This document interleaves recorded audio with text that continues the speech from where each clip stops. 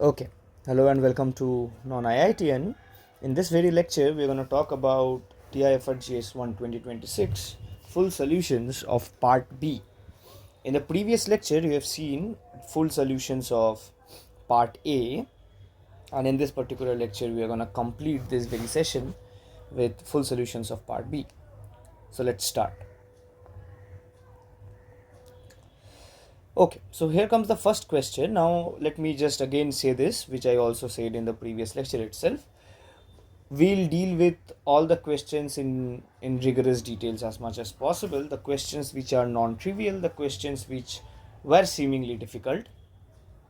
But there are a few questions which do not need very intricate detailed solutions because they are kind of quite elementary from the point of view of being preparing for TIFR or being a master student, because or master student or or a BSc final year student, because after all you will be appearing for the exam to be sitting for integrated PhD or PhD from TIFR Mumbai.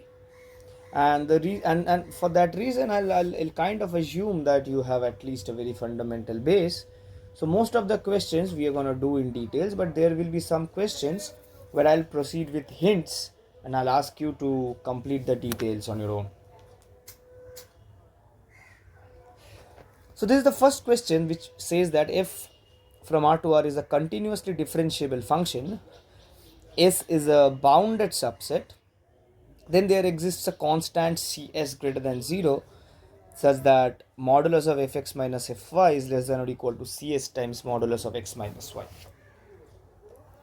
Now the problem is actually quite easily solvable once you understand the two facts that first of all S is given to be bounded, and secondly f has its derivative to be continuous. Okay, what do we know typically? We know firstly, since S is bounded, what does that imply? That implies that I can opt for a compact set AB such that S is completely contained inside AB. Moreover, f prime is continuous, so f prime has or rather f prime is bounded on AB and hence on S, right? This is quite elementary, understandable, very easy consequence, as we can see. Now, if I choose x and y from S, then we know by the mean value theorem, the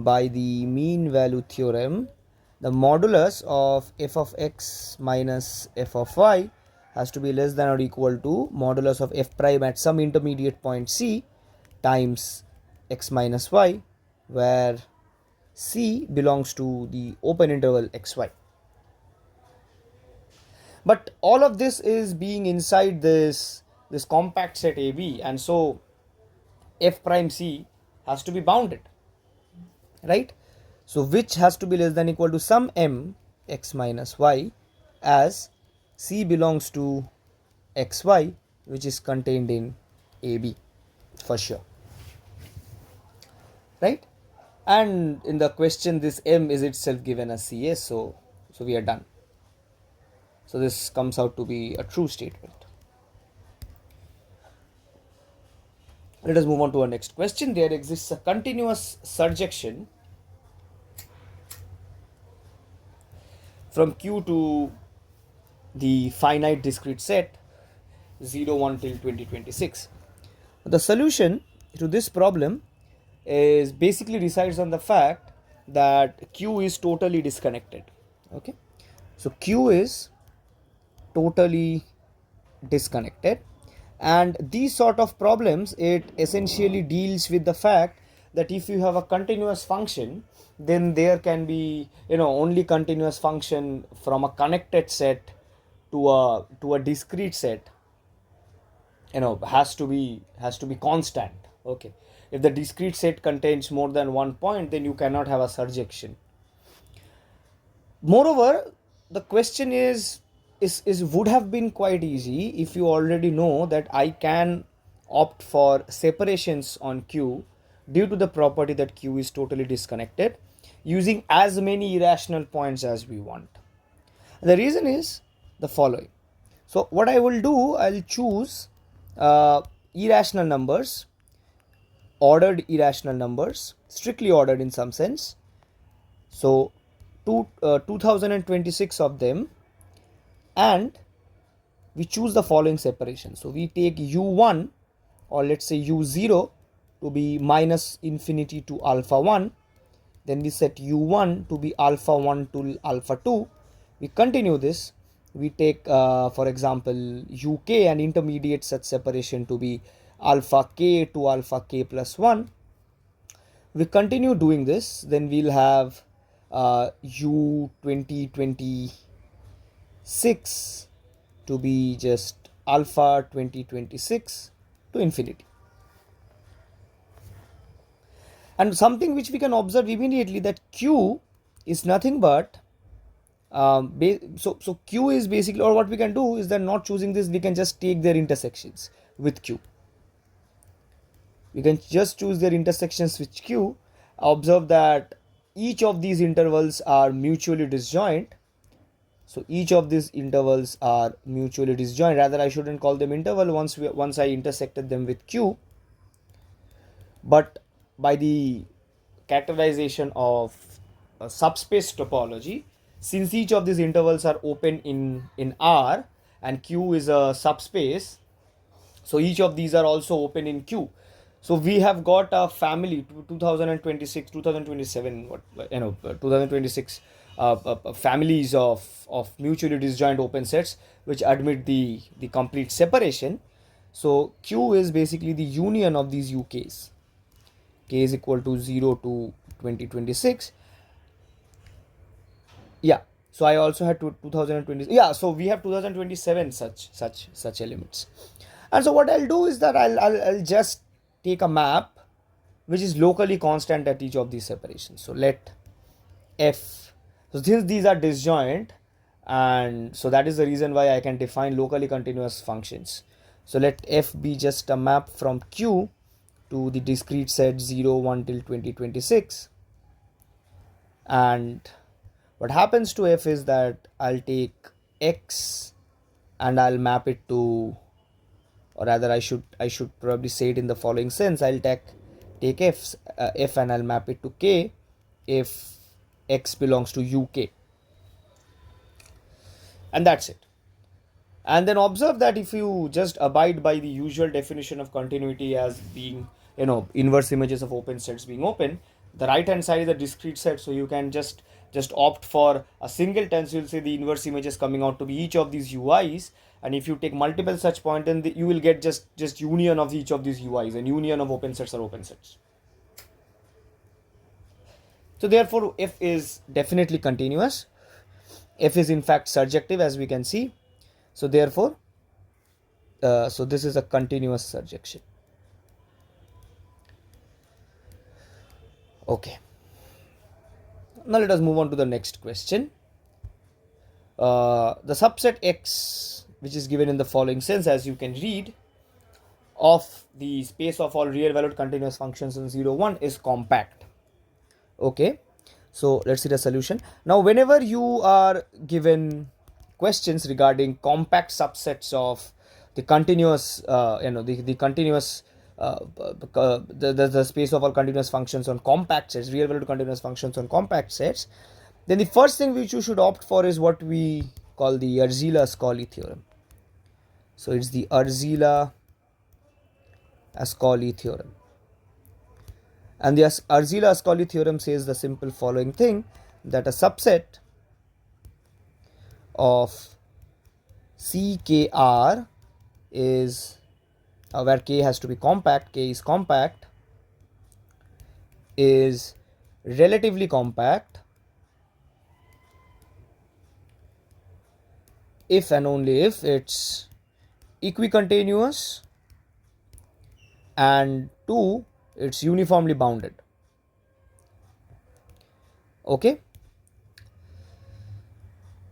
But what we require is, so relatively compact means that the closure is compact. So a subset is said to be relatively compact if its closure is compact. What we require is a compact subset. So for compactness, the only thing which we require is that the closure must be equal to the same set. That will ensure compactness of the same set itself. So for compactness, we require the set to be closed additionally. Set to be closed additionally, and that's it. So the only properties which you need to check in this very set is that whether it's closed, whether it's uniformly bounded, and whether it's equicontinuous or not. But the way it's defined, what we can actually see that it's not uniformly bounded, for the reason being, you can just choose the sequence of functions given as n for every x. So these are constant functions, so they are necessarily continuous, and the difference between two such functions will obviously come out to be 0. So it necessarily satisfies the condition given in the hypothesis. But the uniform norm of these functions would just come out to be n, and this converges to infinity, as I should say diverges to infinity nevertheless, as n goes to infinity. So it's not uniformly bounded. So it's not uniformly bounded because we got hold of a sequence inside this very set which is not bounded under the uniform norm. This is called the uniform norm, or it's also called the sup norm. So this is basically defined to be the supremum of fn of x. In fact, I can just define it for an arbitrary function over C01. So it's just the supremum over all the elements in the compact set K. You have to have it to be compact for the supremum to be well defined, f of x. Okay. If K is not compact, then we know that continuous functions need not be bounded. Nevertheless, let us move on to the next question. There is no continuous bijection f from R to the closed interval 0, 1. Now the first way you can probably proceed with this question is that you can try and bring out a few examples and check that this is not happening. This is exactly what I did during the exam. I just I had also very less time, so I just came up with examples and see that this is not being possible. And the subtle idea I was having in my mind that R is sort of a continuum, right? It has no ends, while 0, 1 has a well defined end. So I can go on and on through R, but I cannot go forever through 0, 1 because I'll certainly come to an end. And the proof also resides in the same thing. Observe the following. Suppose let f from R to 0, 1 be a continuous bijection. So this implies that f is at least a continuous injective map. But that would mean that f is a monotone function.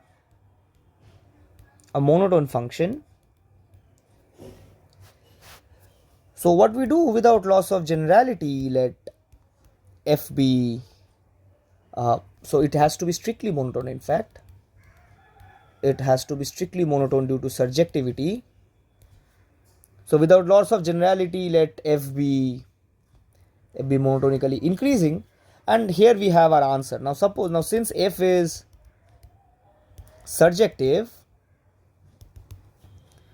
so there exists some point x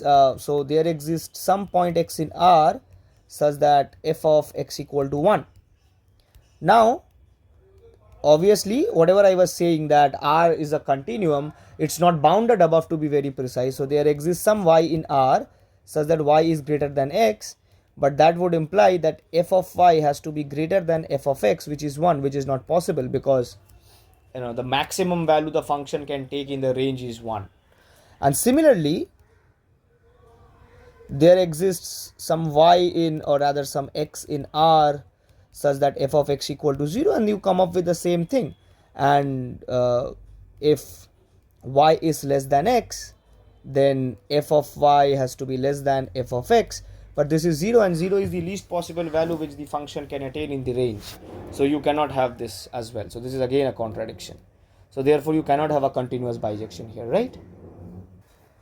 So the main takeaway from here is that you should remember this: a continuous bijection over intervals are strictly monotone, because otherwise it will just contradict the injectivity, nothing else.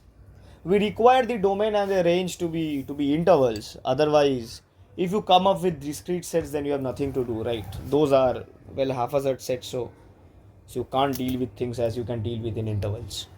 Nevertheless, this is the takeaway you should be guessing from here. Let us move on to the next question. So let A and B be linear endomorphisms of a finite dimensional vector space over a field. So A and B are just matrices over a field. If A and B are diagonalizable, then AB is also diagonalizable. Now this is a very lame sort of a question. I shouldn't say it to be a very lame sort of a question, I'm sorry, but this is false, and you can easily come up with examples. So find examples. You can just work through 2 cross 2 matrices and it'll get hold of examples. Okay, fine. Let us move on to the next question. So if A is a 5 cross 5 complex matrix, non-singular, and A square is diagonalizable, then A is diagonalizable. So observe that. So solution. Now again, I would suggest that to deal with a similar question, the first thing you can do is that you can check that C is algebraically closed. So there is no question of non-existence of eigenvalues. You'll get all the eigenvalues in for any arbitrary matrix. If this would have been hard, then this might not have been a correct statement. You can easily check for that, or argue in such case. But here there is no question of an eigenvalue. So the diagonalizability of A square can be related to the fact that the minimal polynomial of A square has to be linear, right? Splitting linearly. So since A square is diagonalizable, the minimal polynomial of A square splits linearly. That is, so let me just denote it as M. A square T is of the form x minus lambda 1, x minus lambda 2, so on and so forth, say x minus lambda k. But we know that this implies that A square minus lambda 1 and so on and so forth, A square minus lambda k annihilates the matrix A square. But what does this imply? This implies that x square minus lambda 1 and so on and so forth, x square minus lambda k, this annihilates the matrix A, right? But since we are working in an algebraically closed field, so this implies x minus root lambda 1, x plus root lambda 1 times x minus root lambda 2, x plus root lambda 2, so on and so forth, x minus root lambda k and x plus root lambda k annihilates A, with each root lambda I being distinct, because none of them are 0. A is given to be non-singular, being distinct. And we know that the minimal polynomial of A must divide this polynomial. So let be some f of x. So I did a mistake here in notation. I should have taken this to be x because I am using the identifier to be x. So this minimal polynomial of A divides f of x, and f of x is just a product of elementary linear polynomials. So that implies that this should also split. Also splits linearly. Quite a good question. Okay.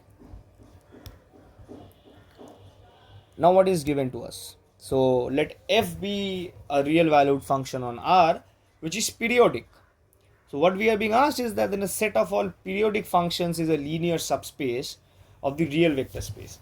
Now again, I won't be giving a detailed solution. So the solution will reside on the fact that you can check for or construct functions with irrational periods. If the periods are integers, then you can opt for a common multiple of them to be the period of the sum of those numbers. But if they come out to be irrational, then you won't be able to do that. So for example, you can just f of x to be sine x, which obviously has a rational period, but you can probably try the other function to be sine of probably root 2x, and then check if f plus g is periodic. This should be a very easy exercise. Nevertheless, let's move on to the next question. So if p of x is a complex polynomial which is not equal to x, then the polynomial px minus x divides the polynomial p of x minus x. So this is basically, I do not exactly remember the name of this, but probably it had something to do with Lagrange polynomials. These are basically polynomial interpolations. Okay, this question basically deals with polynomial interpolations, and the basic thing is that what we have is that px. So px is a polynomial which is not equal to x. How should we try and come up with this question? So what we can do is that suppose I choose q of x to be just p of x minus x. So this implies that p of x is congruent to x modulo qx, because after all it will divide p of x minus x. But then that would imply p of x will be congruent, so the whatever is inside it is congruent to x modulo q of x. But then this is congruent to x modulo q of x. So which implies q of x divides p of x minus x, and this is exactly what we required. So this is again a true statement. Let us move on to the next question. So let A be a square matrix with non-negative real entries such that the sum of entries in each row of A is 1. Then each eigenvalue of A has an absolute value less than or equal to 1. Now this is also a well-known statement. So the proof of the statement follows from what we call the Gershogorn disk theorem. And the Gershogorn disk theorem says the following. So let A be a matrix.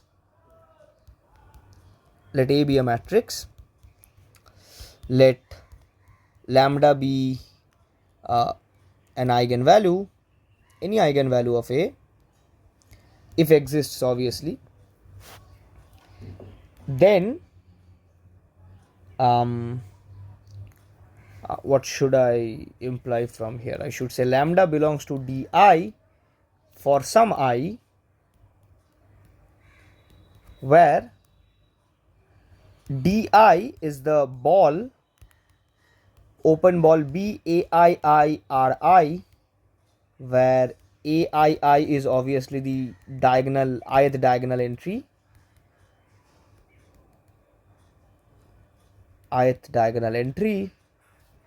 and Ri is basically the sum of all the elements in the row of the ith diagonal entry except the diagonal entry itself.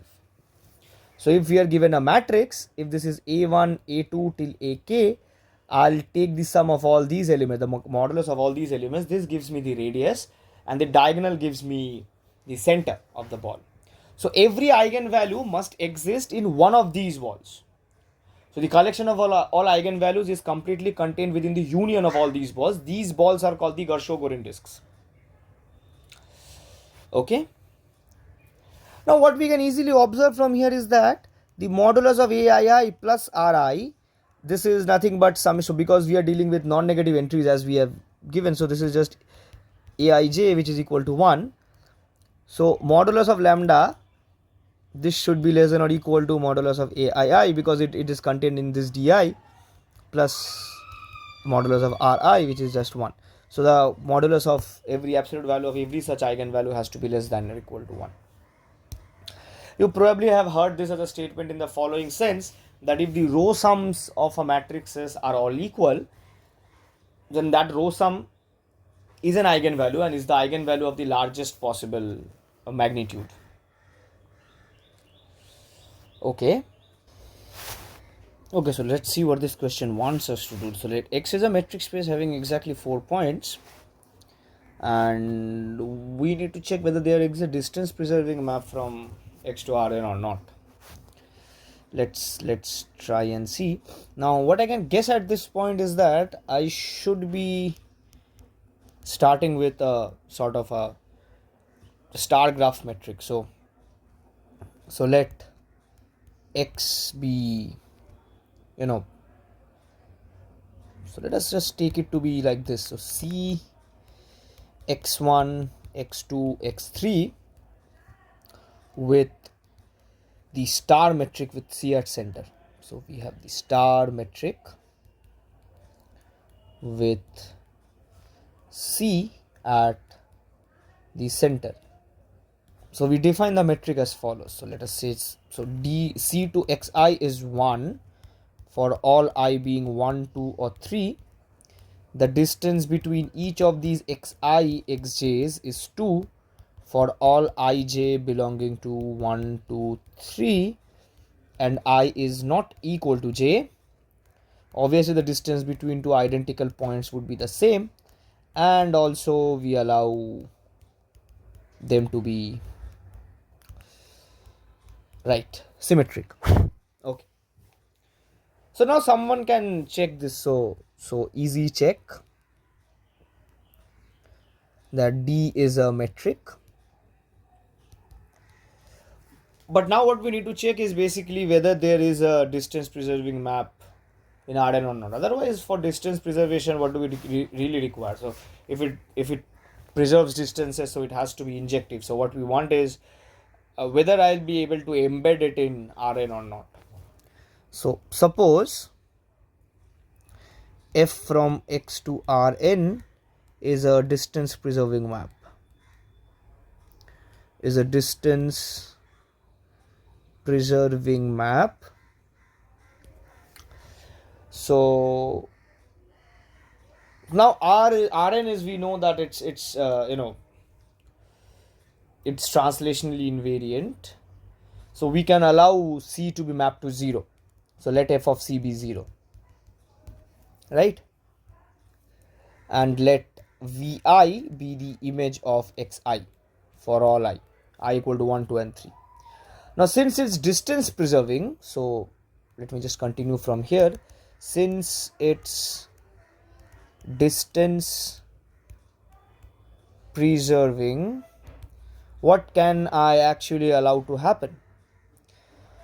So the distance between Vi and 0, this should be exactly the distance between xi and C, so which should imply that the modulus of, so this is equal to 1, so the modulus of each of those Vi's should be 1. And the distance between Vi and Vj's, this again should be the distance between xi and xj's due to being isometries, that is distance preserving, and these are 2. So therefore the distance between any two such points has to be 2, for obviously for all I not equal to j. Now what is modulus of Vi minus Vj squared? So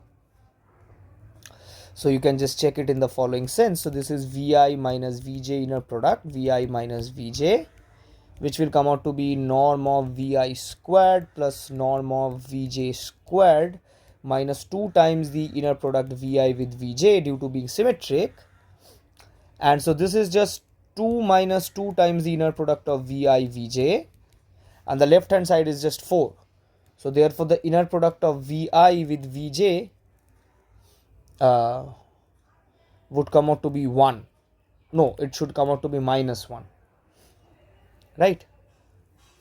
Okay. So therefore, for it to be embedded in Rn, the 3 unit vectors which we have, Vi, Vj and Vk, their inner product has to be minus 1. Right? Now, now what is the norm of v1 plus v2 plus v3 squared?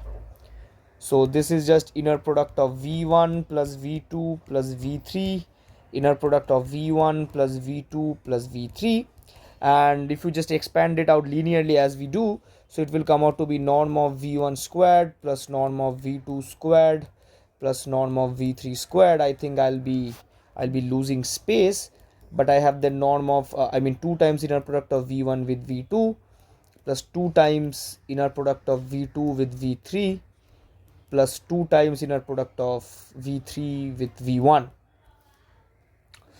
right? And something which you can observe is this, so this is 1 1 and 1, so you have 3 here, and then each of these should be minus 1, so it's 3 minus 2 and minus 2, so it should come out to be minus 3, which is equal to minus 3, but this gives me a contradiction. So let me just continue it here. So this is a contradiction, as the norm of vectors has to be strictly positive or at least non-negative, right? So therefore such an embedding is not possible. So it's a false statement. Okay, let's move on to the next question. So let f from R to R be a continuous function for each positive integer n. Let fn from R to R be defined as fnx equal to f of x to the power n.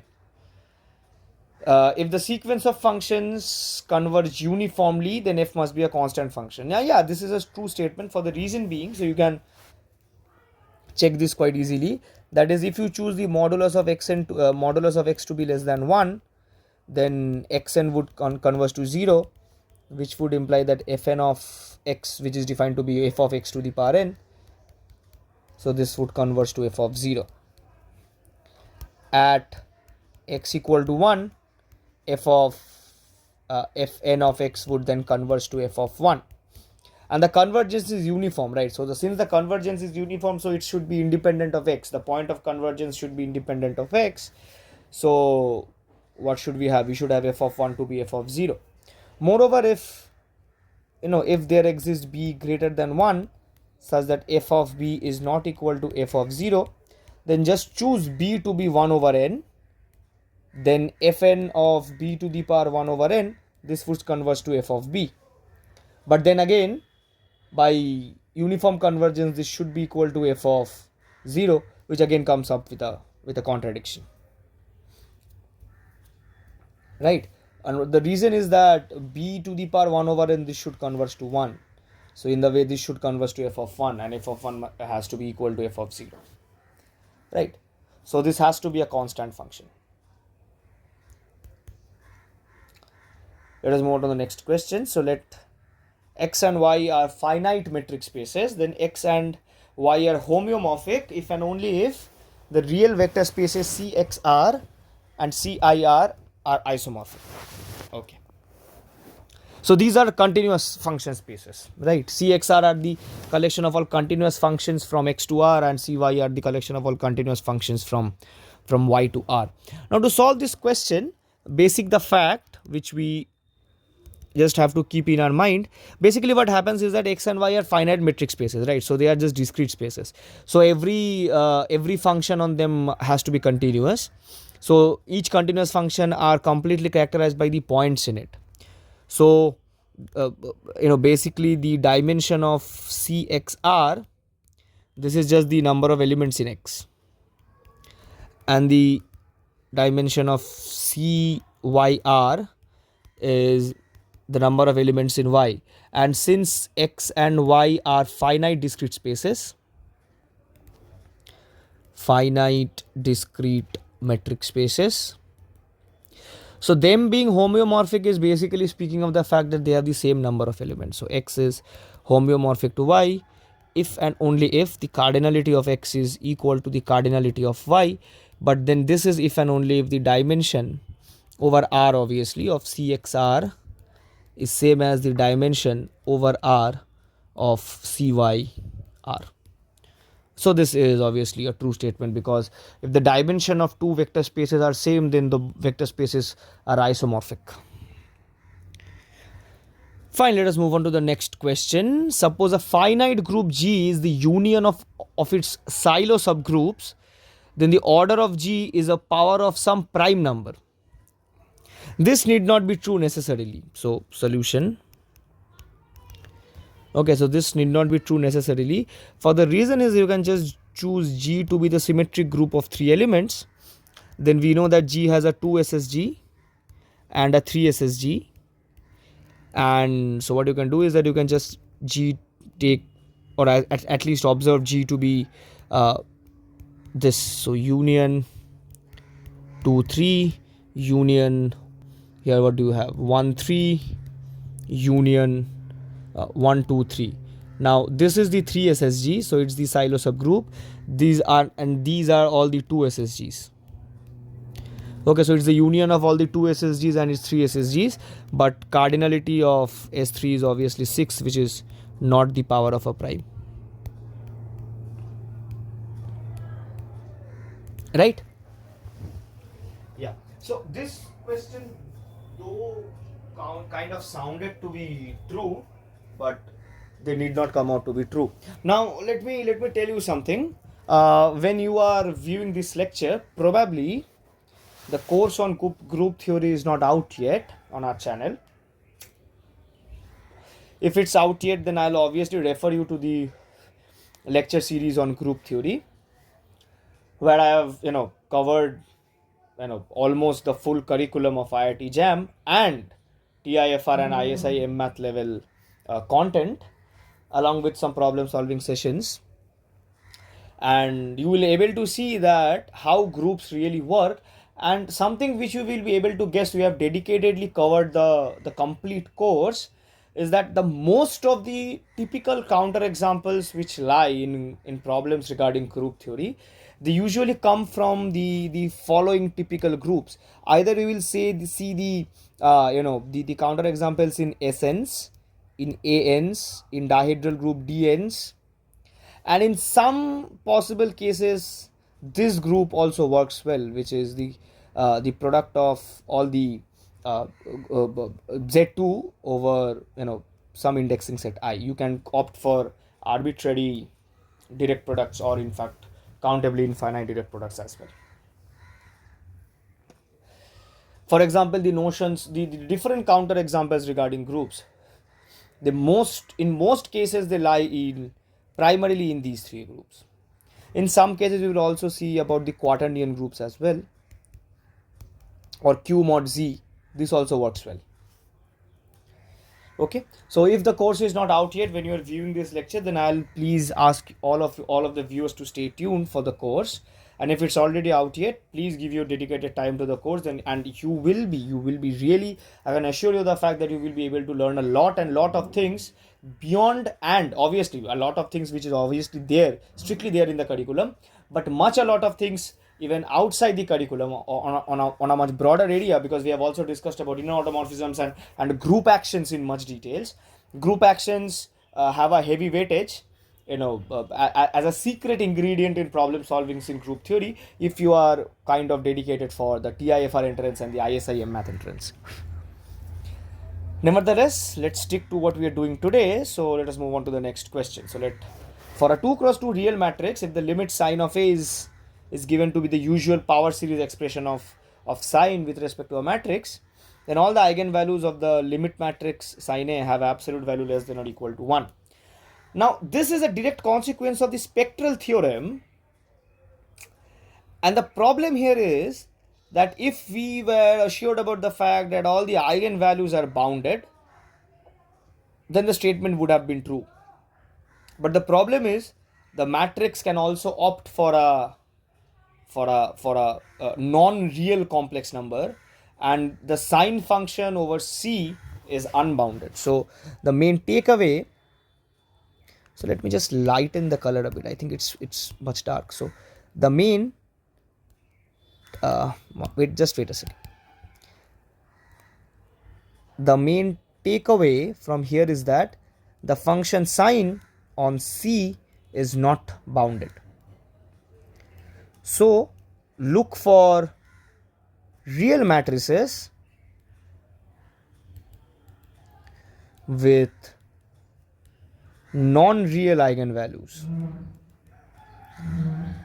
For example, if I work with the eigenvalue, let's say 0, 1, minus 1, 0, the eigenvalues here are I and minus I, then by the spectral theorem, eigenvalues of sine of A should obviously come out to be R, considers the eigenvalue sine of I, but sine of I is just E minus E inverse over 2. So if I take the absolute value here, this is greater than 1. So this is again a false statement. Okay. Let us move on to the next question. Let A be a finite abelian group of order 2025, then for every subgroup H of A is isomorphic to H cross A mod H. Now this isn't true.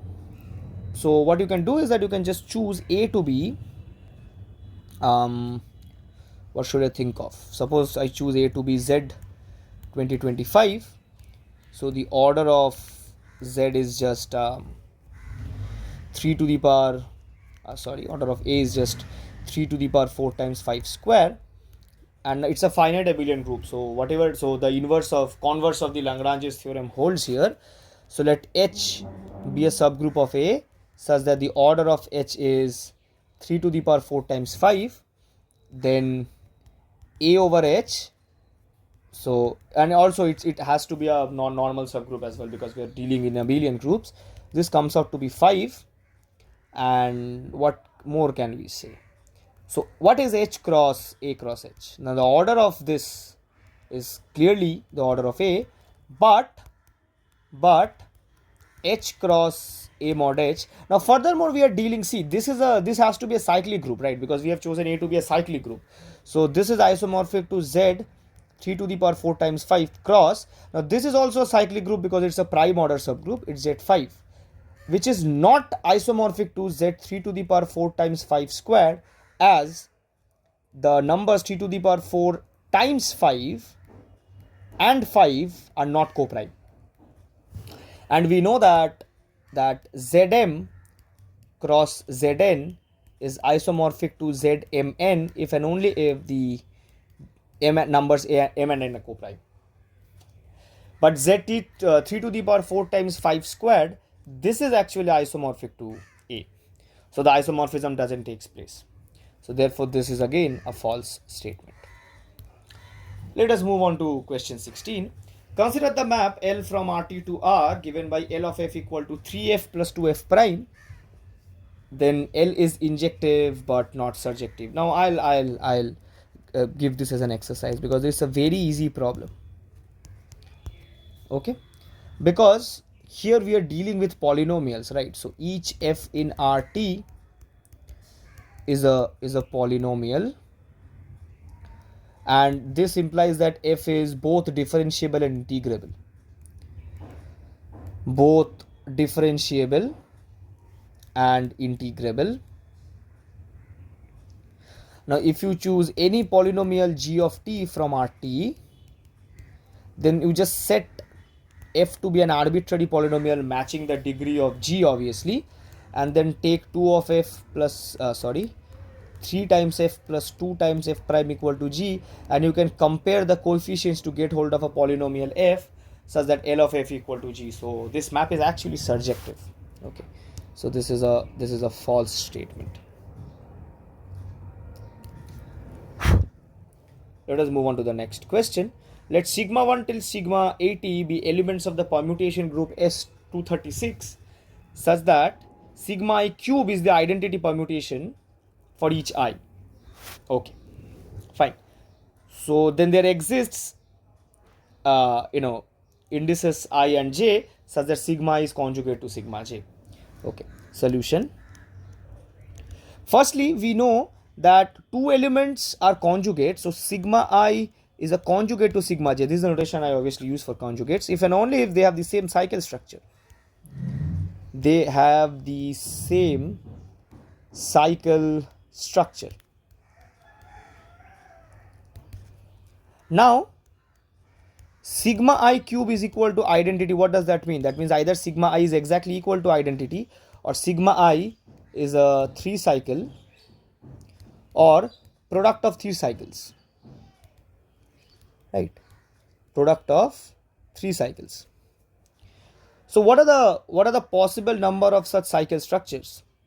What are the possible number of such cycle decompositions at least? So possible number of such cycle decompositions is what are the number of threes I can get, which can ultimately add up to 236. So it'll sort of come out to be the greatest integer function of 236 divided by 3, which comes out to be 78. And each such cycle structure will give you a unique conjugacy class, due to the fact that two cycles are conjugates if and only if they have the same cycle structure. And here we have 80 such elements. Here we have 80 such elements, right? So we have 80 pigeons and we have 78 boxes. So by pigeonhole principle, so these are the conjugacy classes, the boxes. So by pigeonhole principle, to at least 2 elements falls in the same conjugacy class and hence are conjugates. Hence are conjugates. And that completes the proof. Let us move on to the next question. For a permutation sigma in S10, let fix sigma denote the set of all fixed points of sigma. Then this value equals 1. Now this is exactly the Burnside principle, or rather the Burnside lemma, which says that the number of G orbits, so I should be writing it in the following. So let G act on X, then the number of G orbits, this equals 1 over cardinality of G times summation the fixed sets of sigma as sigma ranges over all the elements in G. This is called the Burnside lemma. Now again, I'm just re-saying whatever I said previously, that if you already have acquired the course on group theory on the channel, then you will come up with the fact that Sn is a transitive group. Sn is a transitive group, which means that provided 2 permutations, you always have another permutation.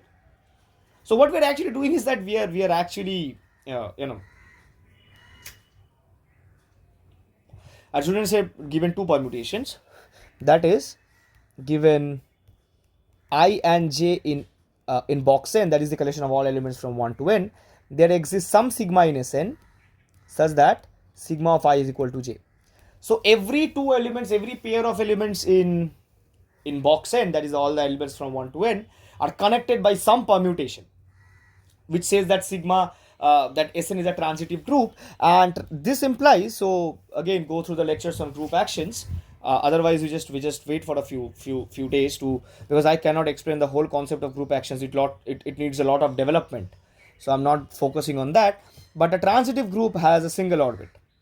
Orbits are basically the collection of all images under the elements of the group. So since every element falls into the same class, because every 2 elements in the G set X, so X is called a G set, every 2 elements in the G set X are connected by a permutation, an element of the group acting, which is G. So the orbit will be just a single class. So the cardinality of X mod G would just be 1, which implies that 1 over, so the cardinality of G would obviously be 10 factorial, because here we have G to be S10 and X to be block 10, which is 1, 2 and so on till 10, times summation all the elements sigma in S10, the number of elements which are fixed by sigma. So this is just the collection of all G in G such that sigma G is G. Okay, is it clear? Should I say G in G? No, I should say X in X precisely. I'm extremely sorry for the notation. Sigma X is X. Okay. Let's move on to the next question. The set, the ordered pairs BC in R2, the polynomial x squared plus bx plus c has distinct roots in C, is connected. Okay. What do we know about existence of distinct roots? So x squared plus bx plus c has distinct roots if and only if b square minus 4c is not equal to 0, that is b square minus 4c is greater than 0 or less than 0. So this set X, this is what I can do is that I can consider the map f of xy equal to x square minus 4y, which is a polynomial in x and y, hence continuous from R2 to R, and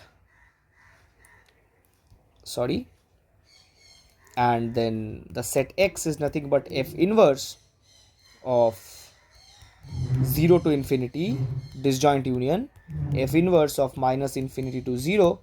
So this is connected, and this is a disjoint union, so it's disconnected. Okay, so this is basically the set of all ordered pairs BC in R2 such that b square minus 4c is greater than 0, and this is the set of all ordered pairs BC in R2 such that b square minus 4c is less than 0. Okay.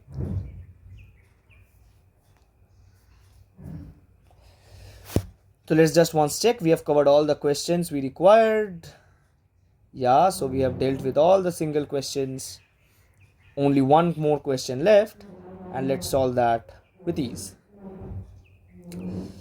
So the integer 1 to the power 6n plus 2 to the power 6n, so on and so forth, till 2025 to the power 6n is divisible by 7 for all integers n greater than or equal to 10. And the question actually is quite easy to be solvable using the Fermat's little theorem. So by Fermat's little theorem, we know that if k and 7 are co-prime, then k to the power 6 is congruent to 1 mod 7, right? Now elements co-prime to 7 are those which are not divisible by 7, because 7 is after all a prime number. So therefore k to the power 6n would also be congruent to 1 mod 7. Now, so therefore this series, so 1 to the power 6n plus 2 to the power 6n and so on and so forth till 2025 to the power 6n, this is sort of congruent to 1 plus 1 and so on till 6. So you have 6 elements here, plus 0 because 7 is divisible by 7, and then we continue with 1s till we get 14. So this is where we have 14 and so on.